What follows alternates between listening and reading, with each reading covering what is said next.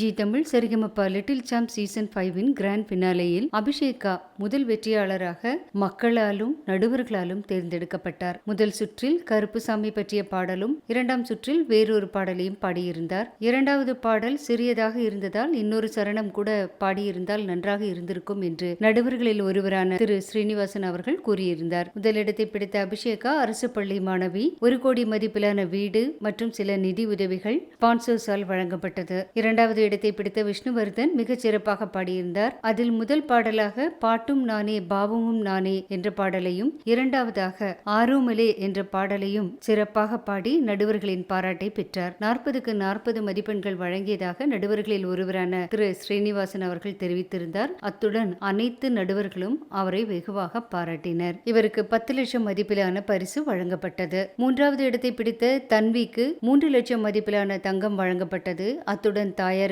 சென்னையில் வேலை, golden boys சிறப்பு பரிசாக 5 லட்சம் மதிப்பிலான தங்கம் மற்றும் வேறு சில உதவிகளும் வழங்கப்பட்டது. முதல் சுற்றில் சிங்கார வேலனை என்ற பாடலையும் இரண்டாம் சுற்றில் மையா மையா என்ற பாடலையும் சிறப்பாக பாடியிருந்தார். மற்ற போட்டியாளர்களில் ஒருவரான சுமன்ராஜின் தாத்தாவிற்கு 3 லட்சம் ஸ்பான்சர்ஸால் வழங்கப்பட்டது. அத்துடன் இவர்கள் குடும்பம் ஒவ்வொரு ஆண்டும் சிறப்பாக பண்டிகைகளை கொண்டாடுவதற்கான உதவிகள் வழங்கப்படும் என்றும் அறிவிக்கப்பட்டது. அக்ஷித், வர்ஜா, சுமன்ராஜ் போன்றோருக்கு வசந்த் அன்கோ சார்பாக தலா 1 லட்சம் வழங்கப்பட்டது. மேலும் சில ஸ்பான்சர்ஸ் போட்டியில் கலந்து கொண்டவர்களுக்கு உதவிகளை வழங்கினர்.